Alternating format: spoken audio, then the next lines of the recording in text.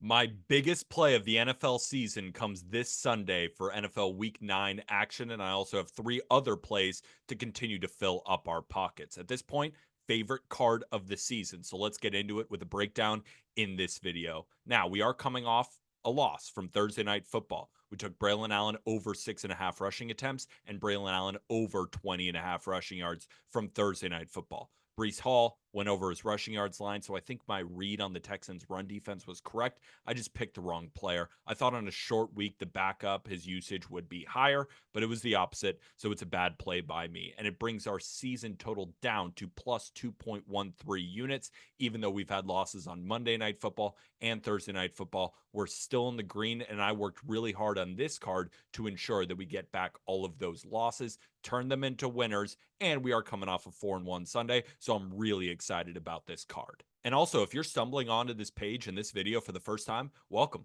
My name is Peter Apple, and I'm going for my fourth straight profitable NFL season. And if you're into football picks, if you're into winners, make sure to hit that subscribe button because this is the home for all of my NFL picks moving forward. And make sure to let me know in the comment section below what you like for NFL Week 9 action. I'll be sure to answer all the comments just like I always do. Another reminder that this channel is sponsored by BetMGM. It is the perfect time to use promo code JustGridiron for a first bet offer up to $1,500. Deposit at least $10, and if you lose your first wager on BetMGM after using code JustGridiron, you'll get it all back up to $1,500 in bonus bets. However, gambling problem, call or text 1-800-GAMBLER. Must be 21 years or older. Terms and conditions apply.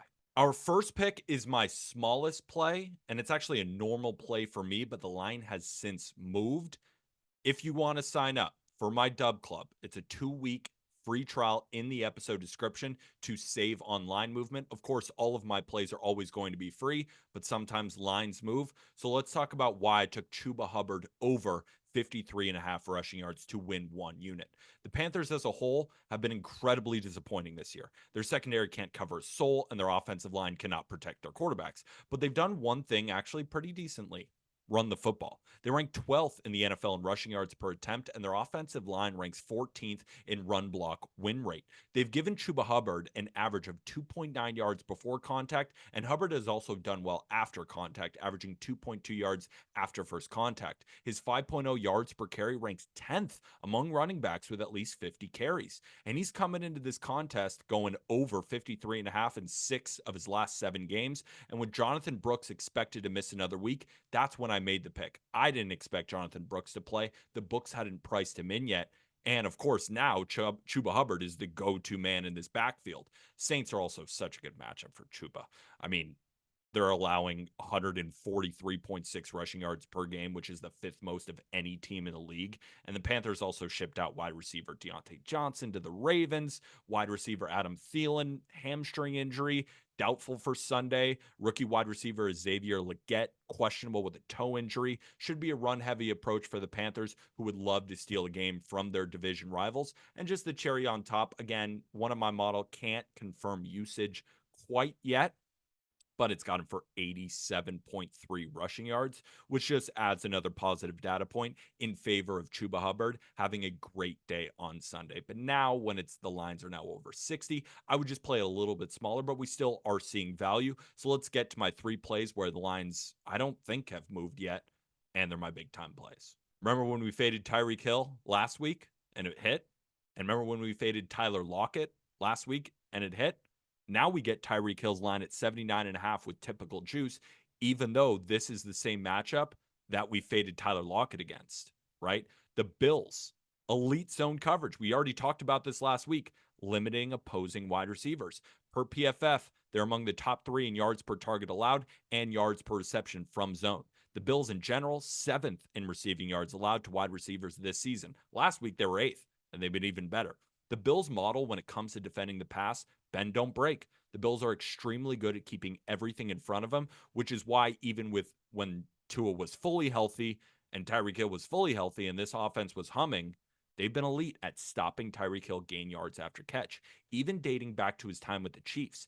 Tyreek Hill has been over 79.5 receiving yards once, where he had 82 yards.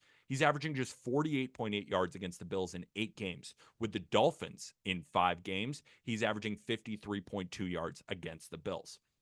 Dolphins play fast at home, so it would make sense that Tyreek's one good game against Buffalo came at home. In Buffalo, over his career, averaging 49 receiving yards per game over 3 games, with the highest being a 9 reception, 69-yard game back in 2022. It bodes well for this one because even if they're consistently feeding him, the Bills' great zone coverage is enough to limit the big play, which is big for Tyreek Hill's burst. On the road in general with Miami, with the Dolphins, he's taken a step back. He's averaging 51 yards over his last 5 games on the road. And even dating back to 2023 when Tua was great and everything, 9 road games last year, under in 5 of them. Tua just isn't as good in these colder weather climates. And when all the attention is on Tyreek, Tua really struggles to get him the ball. Now, Tua did look pretty good last week, right? Against a terrible Cardinals defense at home. They put up 27 points. Tua threw for 234 and a touchdown while being efficient, and Tyreek still only had 72 yards. Now, Rithmm's AI-driven prop projection model also has him at 59.9 yards this week, lower than last week's projection where we smacked on him, and he's, again, stayed under this number. So, give me Tyreek Hill under 79.5 receiving yards against the Buffalo Bills to win 1 unit. For our next pick, we travel to Green Bay for a hyped-up divisional matchup against 2 teams looking to establish positioning in a tough NFC North. While both teams have been putting up gaudy point totals lately, I see this one being lower scoring than the market might indicate. If you bet Lions futures with us, you know that a big point of the emphasis from the videos I made before the season started was getting the Lions in so many indoor games. Goff is elite when he doesn't have the weather to deal with, and they play so fast indoors that it's almost impossible to stop. Jared Goff has not played an outdoors game yet this season, which is major, especially when we consider the weather in Green Bay is not great. The forecast is predicting a feel-like temperature of 44 degrees with an 81% chance of rain and a bunch of rainfall in the afternoon, and 16-mile-an-hour winds with gusts up to 27 miles an hour. Now let's look at Jared Goff's indoor versus outdoor splits in 2022. As you can see, big step down outdoors. And while this game isn't below 44 degrees, right? Or excuse me, below 40 degrees, still, when it's around this range, look how bad Jared Goff has performed in cold weather. And he's going to be tested in the cold, in the rain in Green Bay, a place where the Packers have, of course, thrived. But the Packers have quarterback concerns of their own. Jordan Love nursing a groin injury.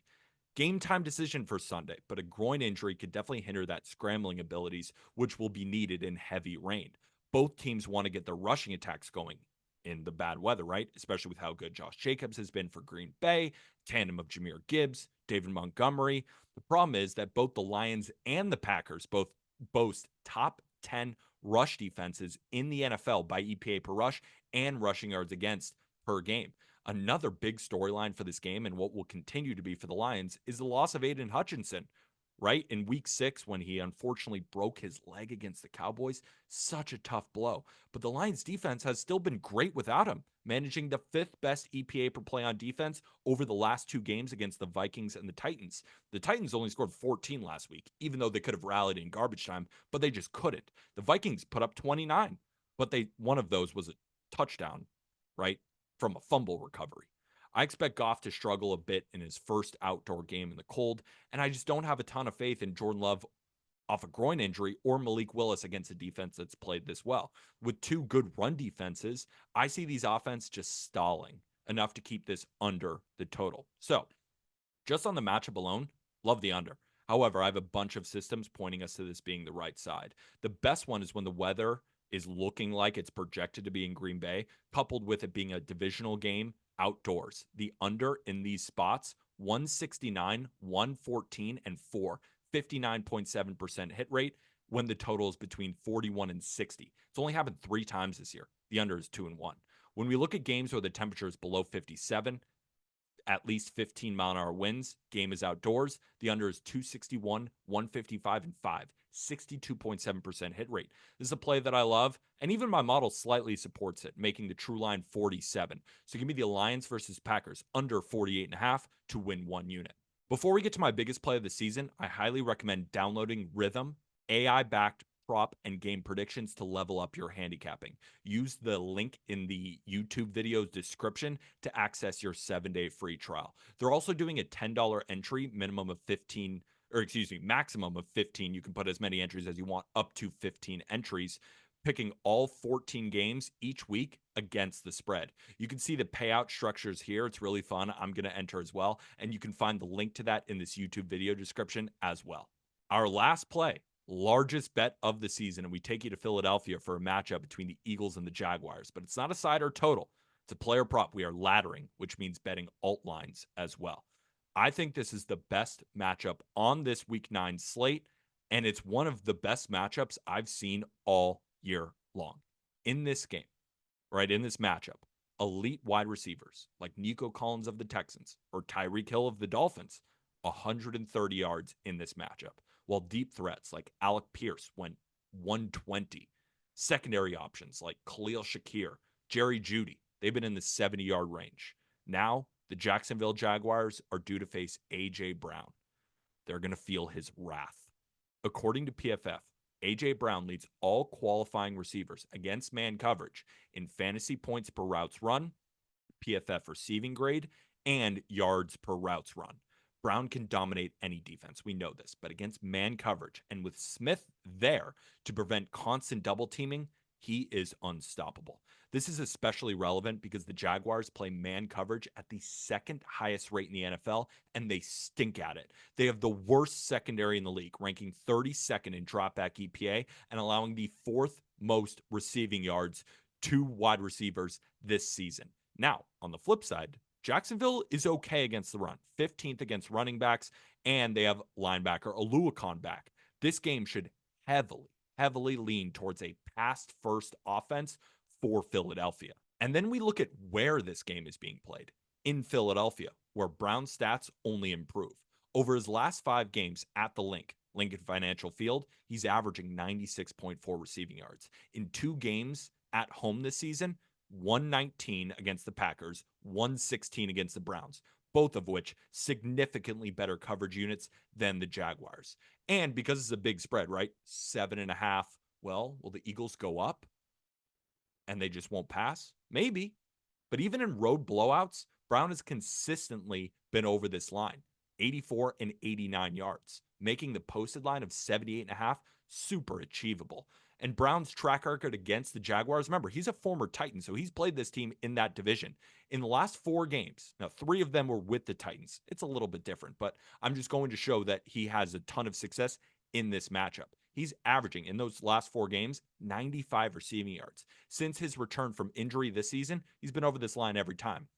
And now, but you can't even price him that much higher. The only receiving yards lines that are higher than him this week, Justin Jefferson, CeeDee Lamb, Jamar Chase. Hard to price him any higher. But to cap it off, Rithmm's AI-driven prop model projects him at 112, a rare and substantial discrepancy from the posted line. With all of these factors in play, it's time for our biggest bet of the season, a ladder on A.J. Brown's receiving yards. So I took him over 78.5 receiving yards to win 1.5 units. I took him 90 plus receiving yards at plus 135 for a half unit, 100 plus receiving yards at plus 195 for a quarter unit, and 130 plus receiving yards at plus 480 for 0.1 units. All signs point to a massive game for A.J. Brown. So if you enjoyed all of these picks, make sure to hit that like button on YouTube and go check out the links in the episode description to go get Rithmm joined into their contest. And of course, hit that subscribe button and turn on post notifications for my Monday Night Football video that will be out soon. But let me know in the comments, are you riding A.J. Brown or any of these other picks with me? I'll be sure I'll go down there and we'll be chopping it up. But I appreciate everybody listening. Let's go 4-0. Well, 7-0, sort of, on Week 9 NFL Sunday. Why not us?